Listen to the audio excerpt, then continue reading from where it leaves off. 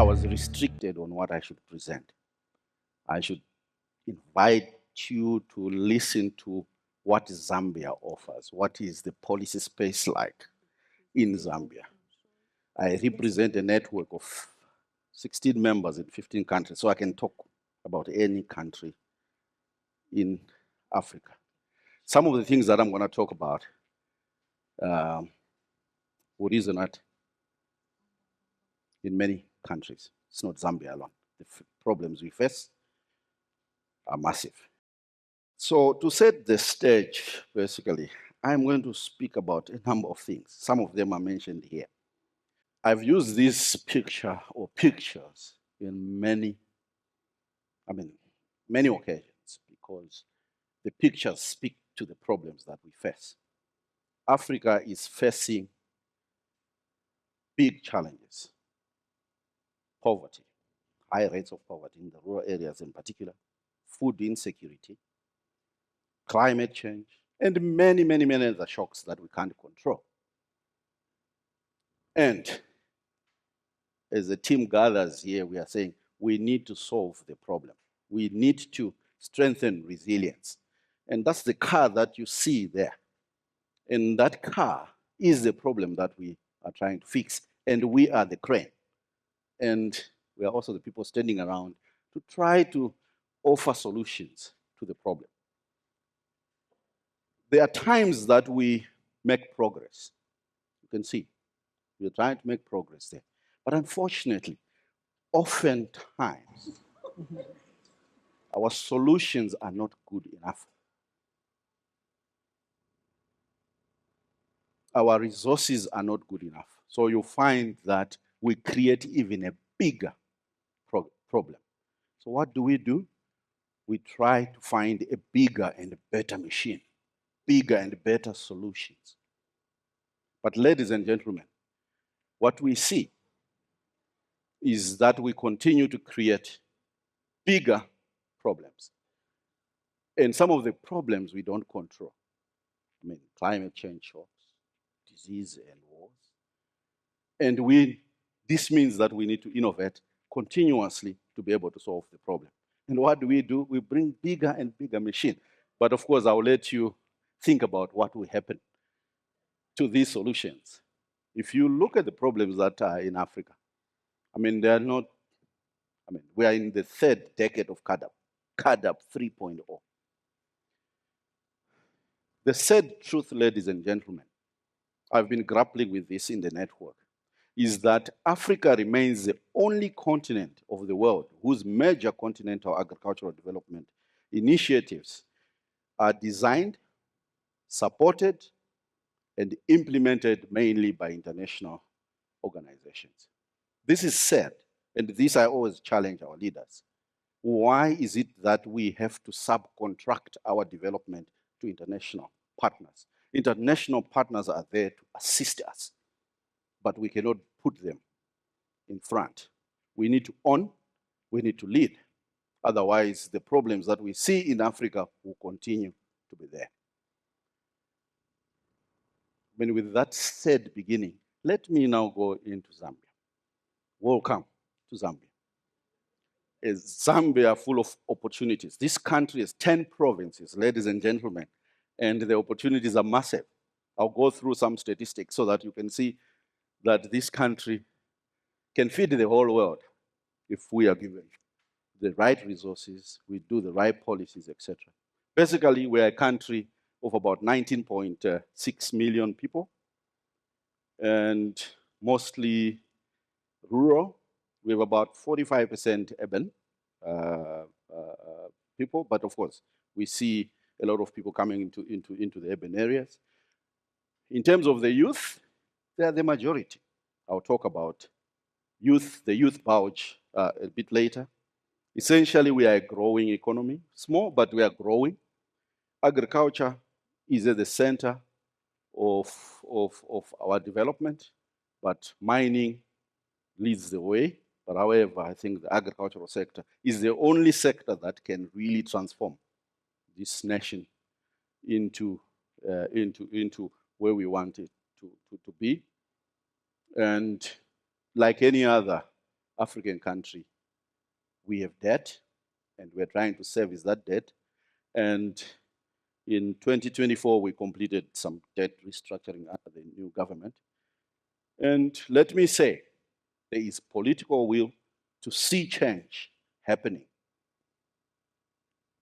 to see food insecurity solved, to see poverty decline.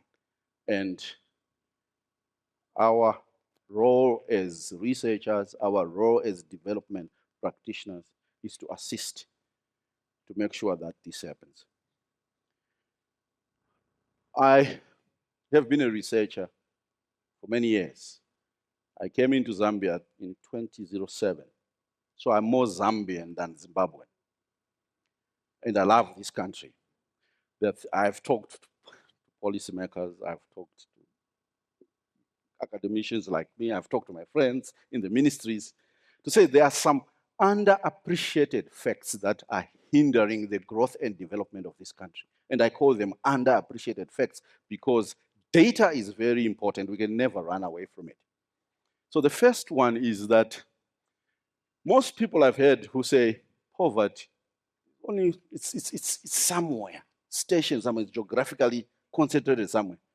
This graph from data collected in Zambia from 2012 to 2019 shows that poverty is everywhere. It's about the concentration, but the geography of poverty. Basically, when you look at chronic poor people, people who are perennially poor, you can see that blue bar, it's in every province. And this pie chart here shows that we have almost 64% of people based on the survey data we did, nationally representative, that about 64% of the population is chronically poor. This is a challenge.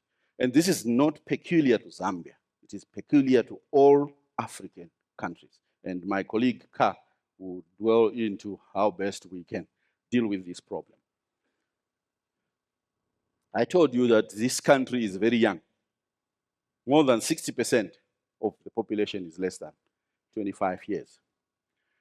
And I can tell you, it's either we say youth dividend or it's a bomb. Because if we don't solve problems for the youth, I'm telling you that the whole continent will implode. We need to find opportunities for the youth, and this graph shows you that basically the country, basically the population is mainly young people who are aspiring to have opportunities. And in terms of unemployment, I think based on labor force survey in Zambia, 38% unemployment, but amongst the youth, we find that it is highest, it's about 45.5%. And most of the unemployed youth live in the rural areas and also urban areas. You can see from this graph that it's almost equal, about 52% in the rural areas and about 47.6% in the urban areas. I'll skip this one, I think.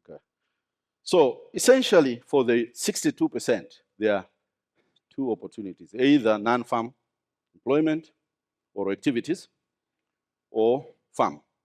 But when you look at the 62%, basically, we find that only 25% might find opportunities in the non-farm sector. And about 75% of that youth population will go into the farming sector. And out of the 25%, only 5% might make it in the world, and they'll be probably put into agriculture. They'll do skills development. There's a bit of education, and basically these will find decent jobs. But the other 20% will not make it. And usually these, we say they'll find poverty jobs. These are the youths that you see who come from rural areas, come to urban areas, they're selling things in the streets, they are hustling you in the markets, etc. And then on the farming side, you'll find that about 50% will be put into agriculture, but they'll find agriculture not that profitable. And the 25%, those who might invest in their education, skills training. They might make it in agriculture and find agriculture very viable. This is a headache. The 70%, you see those the two groups, the 20 and 50%, that's a headache for our governments. Was that group will show that they have failed, and we need to find solutions for them. Essentially here, I want you to focus on the policies. Basically, we need job creation, education. And in terms of education, I think we see across Africa, including Zambia, that the role of technical and vocational training education is really come down. I think we need to go back again and empower our youth with those technical skills so that they can be able to survive. And then other policies is to make sure that they have land access, finance is important, value chain. We need to develop them so that they can be able to service those that can make it in the agricultural sector. And in terms of how is it like in terms of the agricultural sector? Basically, it's a pyramid where we have very few large-scale farmers, and then we have slightly growing, what we are calling emerging farmers. These are farmers that do agriculture as a business, and most of them, they don't live in the rural areas.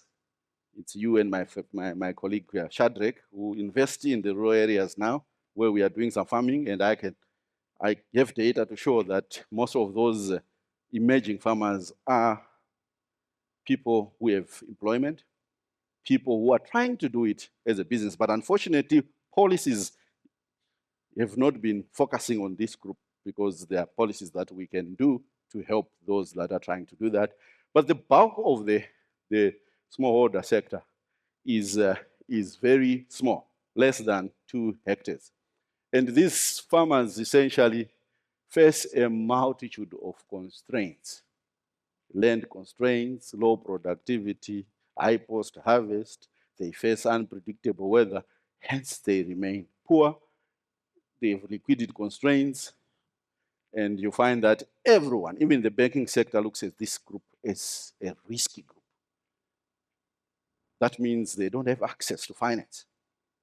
We know finance is critical to get these farmers to invest in resilience enabling investments.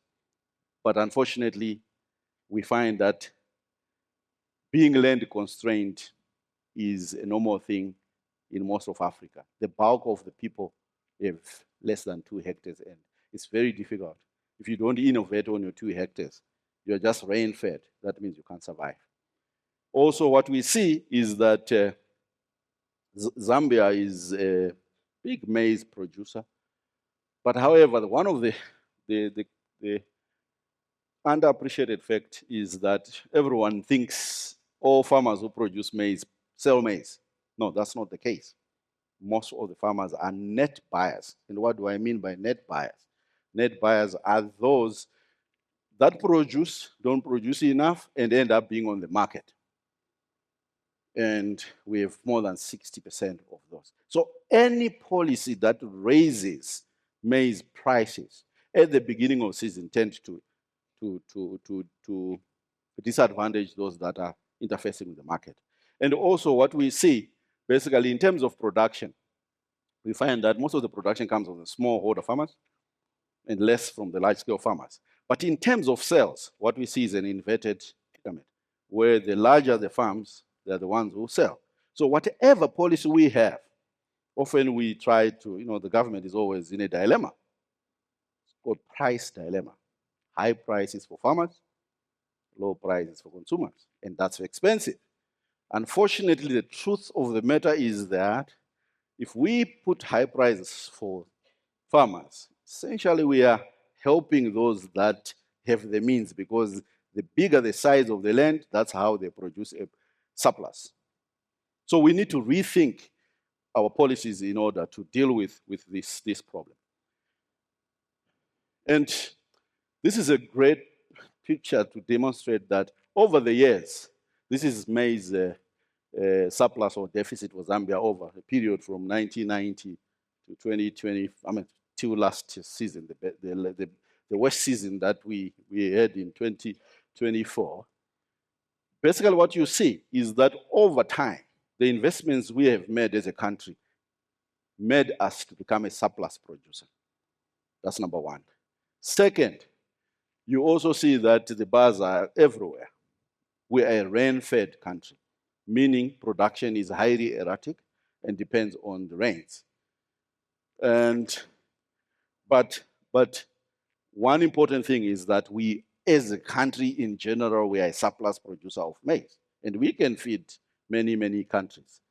Let me turn this slide. I got it from DMMU. They presented during the worst drought we have ever had in the country. I think you've heard from the peers. Essentially, it was a big problem for the country. And the statistics, you can see more than 9.8 million people affected. About 1.1 million households affected. Yes, the government put everything they had on the table. The development partners came to the rescue, and thanks to GIZ, to the German government for helping, and many other governments. And you can see this map. It shows you how dire the problem was. That's why I say we love data. We love to use it because it can help us understand. You can see at the top there, let me see if I can use my, unfortunately, it cannot work for me. The northern side, white. Data is showing that production of maize is moving north because the rains are much more predictable there. That means this data, to me, it shows that we need to start rejiggering our policies in terms of where we support production of what, where. I think the PS talked about some of the responses that we had during that time, and all of them were trying to improve the resilience in how best we can invest in irrigation, in livestock, etc. And we continue to seek these solutions to be able to be more resilient. And data also shows that disaster hotspots in the country remain the same over time. And if you look at the data, you find that we can prepare. So it's about preparation. This slide is about preparation. We know where disasters usually happen. So we should be able to prepare very well. Same here. And let me now move on to the opportunities in the country. Zambia is a land of milk and honey. You can produce anything here. There is land here. Okay? You can do cattle, you can do fish, you can do goats, you can do millet, you can do sorghum. And if you look at that map, it shows those opportunities. And what is just required is concerted effort to harness those opportunities. This speaks the same in terms of rainfall patterns and all. Basically, I'm trying to emphasize that in Zambia, we have great opportunities and we need to harness them, and they are in agricultural sector. This slide essentially demonstrates that in terms of government policy, I mean, this is not just Zambia alone. I'm talking about Africa. What you see is that investments tend to go to things that have short-term or short-term benefits, subsidies, things that can win people vote. Unfortunately, those things don't get us to get poverty to go away. Those things don't get us to have a resilience.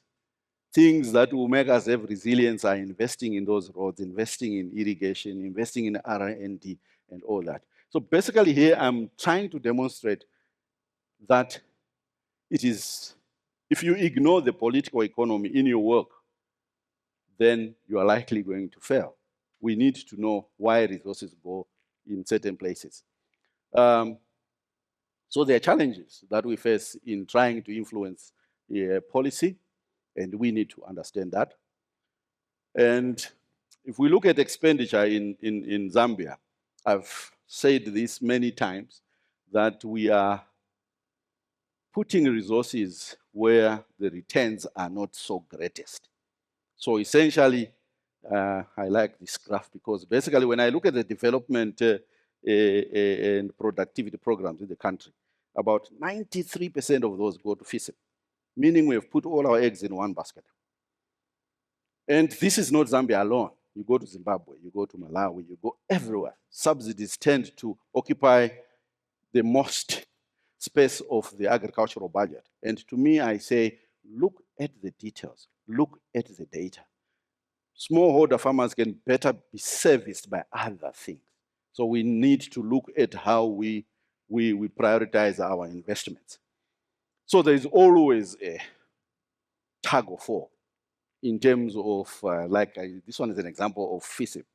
Some say direct input supply, others say no, flexible e-voucher. So we are always pulling, one is pulling there, the other one is pulling there. And at the end of the day, the person that suffers is the smallholder farmers. The solutions are there, they have been studied, data is there. So I'm encouraging all those working in development that this is very important. I'm encouraging government to take notice of the evidence when we are doing policies. Some of these graphs just demonstrate that it's not a Zambia problem alone. We don't put enough in research and development in the whole of Africa. Very little. And we expect things to change. In other countries, research and development receive quite a lot of resources.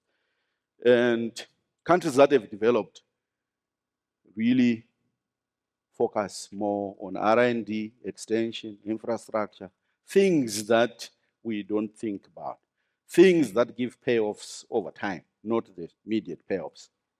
And I would like to quote Arthur Lewis, the Nobel laureate of 1979. He said that, so we cannot in the third world simply borrow or buy science from those ahead of us. Pure science we can take as it comes, but much of applied science we have to make for ourselves. What this means basically is, if we don't invest in research and development, basically what it is we have to import all the solutions from elsewhere. We have solutions in Africa. We need to invest in them, but those solutions will remain hiding because we are not putting enough resources.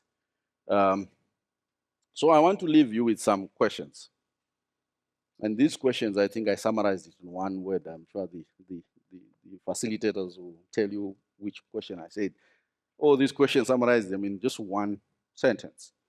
Basically, how can we move beyond politically expedient programs towards long-term investments that truly transform rural economies and build resilience? How can we institutionalize adaptive policymaking that resists politicization and responds effectively to climate and disaster risks? Adaptive, it means you adapt to change. You cannot be in one lane. If things change, you need to be able to shift to be able to respond effectively. To what extent do power imbalances across institutions, markets, and knowledge systems undermine efforts to build resilient food systems, and how can they be addressed? There are many others here. I have done it deliberately so that you can have a chance to read the whole PowerPoint. I'm trying to end. You know, I love Albert Einstein. He said, we cannot solve our problems with the same thinking we used when we created them. Insanity is doing the same thing over and over again and expecting a different result. Last but not least, from Albert, he says, anybody who has not tried anything, anyone who has never made a mistake has never tried anything new. Mistakes are human, but we need to be guided when we make those mistakes. There are so many challenges that the smallholder farmers face, and for them to be resilient, we need to address them. There are people who can be able to pick the fruit on their own. Let them pick them. And there are those that can't. Let's help them to pick them. Unfortunately, our policies have been giving those that can pick them more resources and those that can't pick very little. Ladies and gentlemen, let's work together. I thank you.